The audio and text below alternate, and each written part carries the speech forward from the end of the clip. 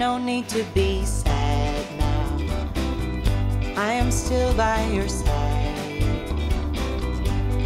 Keep your eyes open. There is in fact a real story behind Remember the Good Times. A close friend died tragically in Peru in 2013, and as the months passed there was something very striking about the reaction of her family, about their state of mind. They behaved as if she was still alive. They knew she was gone. It was something like this South American you sometimes hear about writers, and they use this thing called magical realism. So they spoke of regular dreams where she visited them and seemed so real to them in the dreams, and she spoke to them.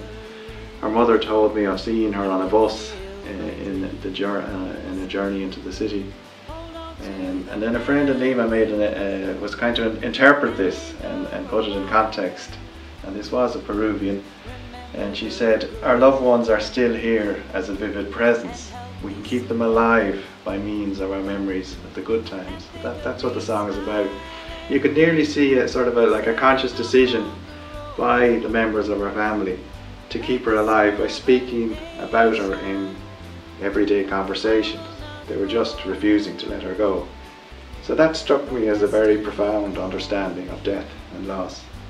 And in the song I used the device of the dead person singing. It's the dead person who is speaking in the lyrics of the song, communicating a message of love and hope from the other side. So when you think of the words in that context, they mean a lot more. For example, no need to be sad now, I'm still by your side. Keep your eyes open, I'll send you a sign. Always a dreamer, and that hasn't changed. Remember the good times and help me remain.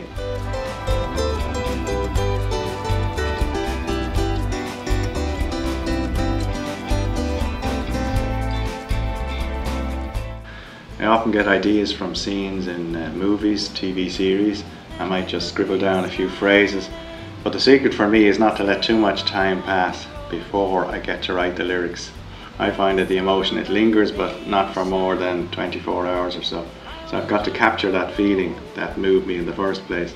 I need to make time, I need to finish the lyrics in a particular space, probably in half an hour or less. I don't labour over the lyrics. Also, in terms of inspiration, I do a lot of people watching, coffee shops, bars. It's a great source of ideas. You see a couple together, you just wonder what the body language is reflecting. It's especially easy to do when travelling. When you're travelling, you're in a different space. It's totally me time, particularly if you put away your smartphone, which I find is the curse of the songwriter, the interruptions of the smartphone. I have a great affinity for Latin American and Spanish people. I also speak Spanish, and they are people unlike ourselves in Ireland. They're very open about their emotions, and many of the songs, the lyrics reflect relationships I've come across, ideas I've got from situations overseas. I find I have to be very disciplined about the phone, and I actually don't have a smartphone. I need my mind to be free in particular spaces and times. On a bus, for example, half an hour from home into town on the bus, you can be on your phone, or you can be thinking, watching people, and maybe something will come into my mind that I can start writing. And I think being able to write lyrics, which is one of my strengths, is a gift, and you can stifle that gift or you can encourage it. I just find that the smartphone stifles the gift. I deny myself interruptions, I deny myself this 24/7 access to the internet. I prioritise the songwriting over everything else. So I think it's all about time and space. Everybody has the same time and space available, but some people maximise their use of it. I can write my lyrics in coffee shops, in a bar, in a church, on long distance travel. When the idea comes, if I'm able to work on it for about 10 minutes, that's pretty good. It's enough to get a strong theme developed, but I can't let too much time elapse. I have to get working and finish the song usually within 24 or 48 hours. And getting back to that idea about the emotions, the sort of the mood, we know how our own moods are very fleeting, and you can feel really so upbeat now, and then in half an hour's time you can feel down. So if a scene in a movie or people that I see, some situation strikes my heart with a particular mood, I don't have that long to capture it. and the opportunity will be lost. So, as I said a few times, making the space and time available to either start the lyrics of a song or complete a song, really important.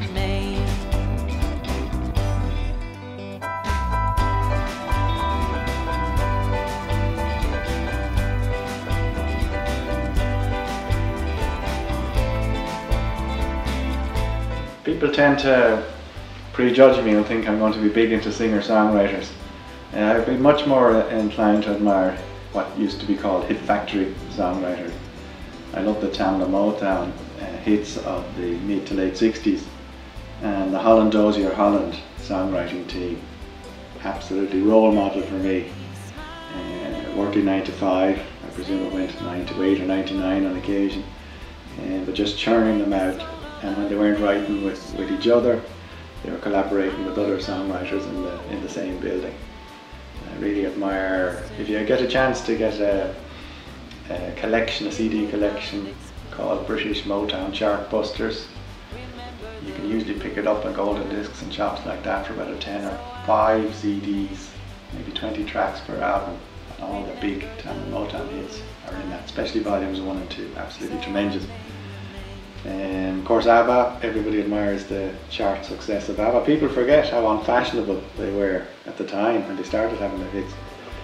But I don't think there's anybody can match Bjorn and Benny for the melody, for the song arrangements. Absolutely super.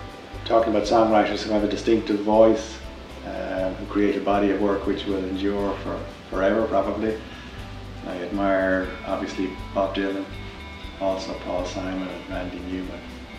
These are people who bring music to their realm of art. I think every songwriter aspires to achieve that eventually.